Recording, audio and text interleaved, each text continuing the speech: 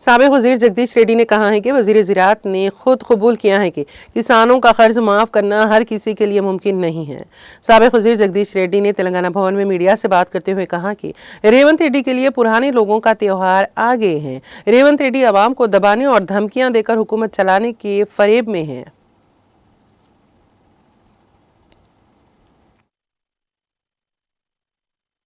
బీజేపీలో ఇప్పుడు వాస్తవానికి ఈయన రుణమాఫీ చేస్తానని చెప్పింది మొదటి రోజు 49,500 కోట్లు 49 లక్షల మంది రైతులకు అప్పులు ఉన్నాయి, అవి మాఫీ చేస్తాము అని. దాన్ని 31 తెచ్చి 28 చేసి స్వయంగా కేబినెట్ లోనే 28,000 రూపాయలు 28,000 కోట్లు ఇస్తున్నట్టు శాంక్షన్ చేసుకొని రిలీజ్ చేసింది 18 అని చెప్పి ఇవాళ రైతాంగానికి చేరింది ఇప్పటికి కూడా 12,000 కోట్లే.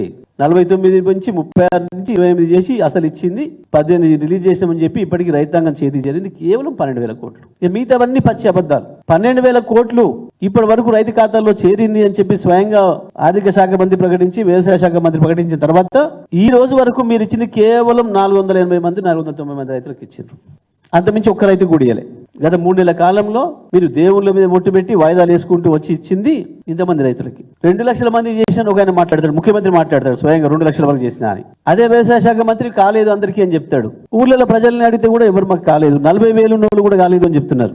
వందలాది మంది రైతులు బహిరంగ చెప్తున్నారు సోషల్ మీడియా ద్వారా, ఇవ్వ నాకు 50,000 ఉంది, నా భార్యకు 60,000 ఉంది, ఇద్దరికి గాలే. నాకు 1,00,000 ఉంది, నా భార్యకి 40 ఉంది, మా ఇద్దరికి గాలే. మా అన్నదమ్ములకు 40 ఉంది, మా నాయనకు 30 ఉంది, ఒక్కరికి గాలే. కుటుంబాలు మొత్తుకుంటున్నారు. కానీ ముఖ్యమంత్రి దబాయింపుతో నడుపుతా, బెదిరించి నడుపుతా, ఎక్కువ మాట్లాడితే కేసులు పెట్టి జైలు నూకి నడుపుతా అని ఒక తెలివి తక్కువ ఆలోచనతో పోతున్నాడు. ఈ అరెస్టులతోని భయపెట్టలేరు, ఆపలేరు. చరిత్ర తెలియక అమాయకంగా ప్రవర్తిస్తున్నట్టు ముఖ్యమంత్రి గారు.